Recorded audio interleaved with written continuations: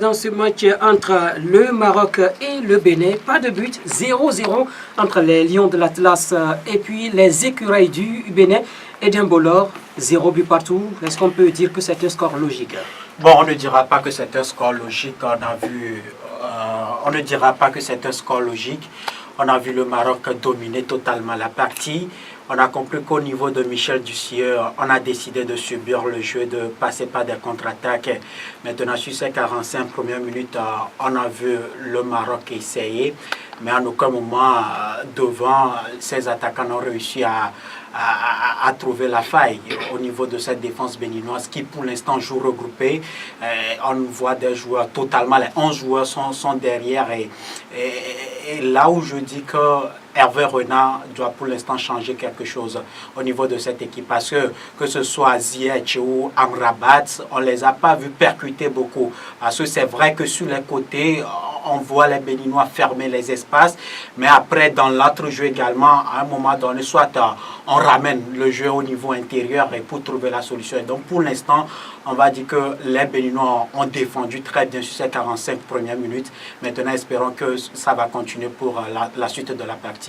Eli, on a constaté que d'entrée, oui, le Bénin a affiché son intention, c'est-à-dire de rester derrière et ne procéder pas des contres. Alors, dans ce début d'émission, on a fait cette analyse, le Bénin ne va pas se précipiter, le Bénin ne va pas se jeter.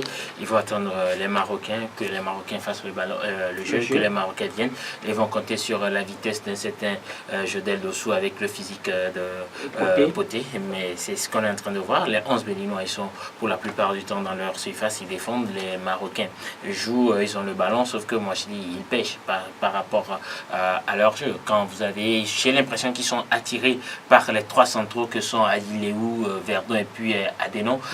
Pourtant on a des joueurs comme Hakim Ziyech ou encore Amrabat qui peuvent coller la ligne. Pour moi il faut étirer ce bloc béninois, sur la largeur, coller les lignes pour l'étirer et ne pas se précipiter. Or, quand vous regardez les Marocains, ils avaient l'intention clairement d'aller vite marquer dans ce match. Ils cherchaient la profondeur et balancer.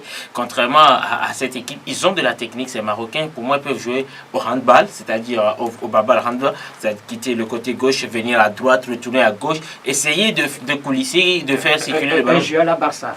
Un jeu à la Barça, parce qu'à un moment donné, vous allez trouver un décalage, parce qu'un joueur ne va pas faire le bon coulissement, et donc ça va créer un décalage, et vous allez en profiter. Mais malheureusement, cette équipe marocaine ne le fait pas assez. Au milieu des terrains, ils ont un certain Marc Boussoufa, qui est aussi technique, qui puisse réellement poser le ballon pour jouer. Mais malheureusement, c'est pas ce qu'on est en train de voir chez les Marocains. Ils sont dans la précipitation. Cette équipe du Bénin les dérange énormément. Cette équipe du Bénin est en train de prendre, surtout les 15 dernières minutes, en train de revenir, surtout en mettant un impact physique, en leur rentrant dedans véritablement. Les Marocains, ils n'aiment pas ça véritablement. Les écureuils font douter les Lions de l'Atlas.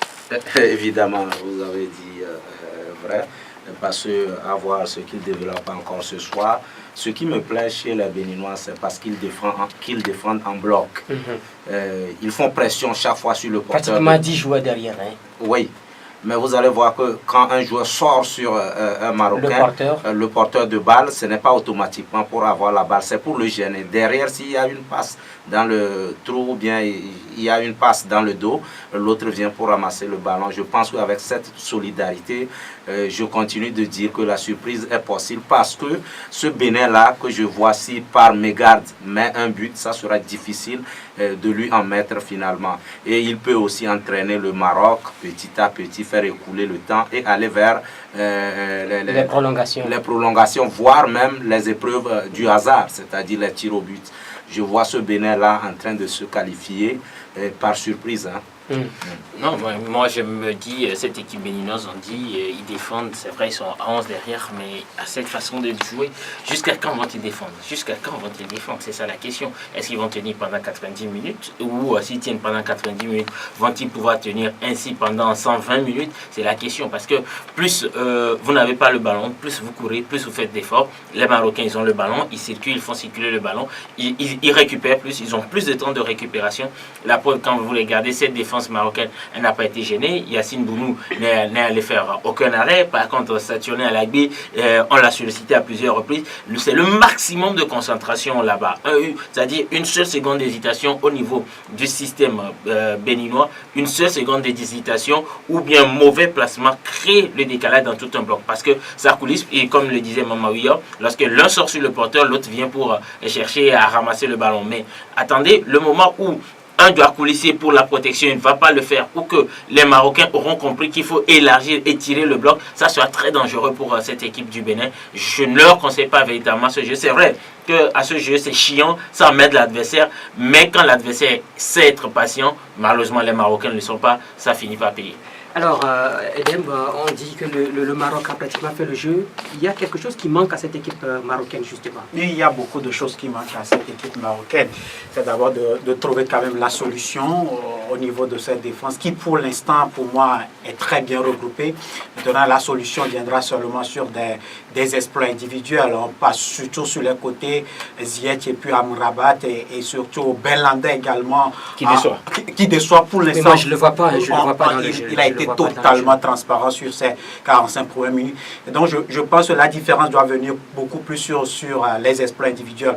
En équipe, jouer en équipe, c'est bien, mais pour l'instant, on voit que c'est une défense très regroupée, on n'arrive pas à percer. Également, les tirs de loin, il ne faut pas forcément chercher à aller jusqu'à dans la surface de réparation avant de tirer. Non, ce qu'il dit, c'est assez intéressant, parce que pour moi, du côté marocain, pourquoi ne pas jouer la deuxième partie dans un schéma 4-3-3, véritablement, c'est-à-dire mettre Hakim Ziyech et Amrabat sur les côtés, laisser Enesri en pointe, et donc d'abord ça va étirer le bloc défensif béninois. Maintenant, vous avez deux manières de ballon que sont Mbak Mboussoufa et puis Younes Belanda pour réellement dicter le tempo. J'espère que Younes va revenir à la mesure de son talent dans cette seconde partie pour réellement dicter le tempo, parce que Hakim Ziyech qui monte énormément, Nabil Dira qui monte, je pense que la meilleure façon de faire, c'est plutôt d'étirer le bloc quand Hakim et puis Dira vont monter, que les deux qui sont extérieurs, c'est-à-dire Ziyech et puis Amrabat reviennent rapidement à l'intérieur du jeu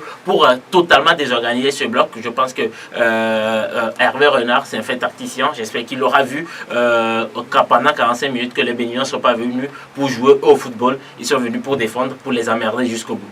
Alors, en vue de ce à quoi on a assisté en première période, comment se présente déjà la deuxième période de jeu? Je me dis, vu la tactique mise en place par Dussier, vous allez voir qu'il joue en 3-4-3. Automatiquement, ce n'est pas une tactique défensive, hein. C'est mi-figue, mi-raisin. Vous allez voir. Oui, mais ils ont beaucoup plus défendu. Oui, mais il croit beaucoup à son attaque. C'est pourquoi il a mis que 3 attaquants. Parce qu'il peut mais des 3 attaquants, quand vous voyez quand les Marocains ont la balle, il ne reste que des Potés qui courent. Les deux autres ont la capacité de se projeter rapidement, c'est pourquoi on les a placés à côté de l'autre. Donc il faut voir que c'est mi-figue, mi-raisin.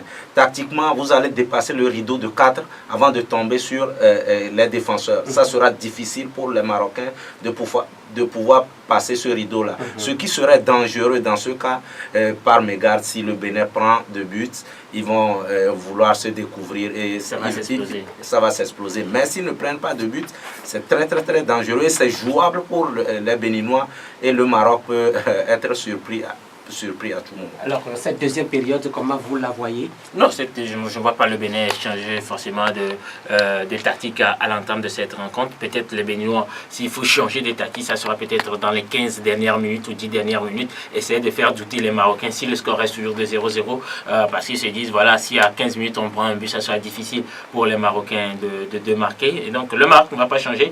Naturellement, le Bénin n'a rien à perdre. C'est au Maroc d'aller chercher ce but. C'est au Maroc d'aller en marquer. Donc, ça sera très compliqué.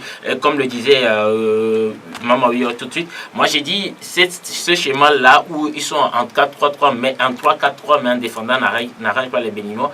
Parce que vous allez voir sur certaines actions, Jodel Dossou qui porte le ballon, il n'a véritablement pas de soutien, il est obligé d'attendre, d'attendre que le bloc monte, ou bien parfois, M. Seigneur a tendance à vouloir revenir avec le ballon en arrière. Ça n'arrange pas véritablement cette équipe du Bénin de jouer. Et la preuve, c'est qu'il y a eu trop de déchets techniques de la part des Béninois. Ils n'arrivent n'arrivent pas à conserver le ballon. Lorsqu'ils sentent une pression, ils veulent dégager tout de suite. Soit ils mettent la balle en touche et en corner, et en touche ou bien ils dégagent, même si je reconnais que l'arbitrage n'est pas totalement à leur faveur aussi.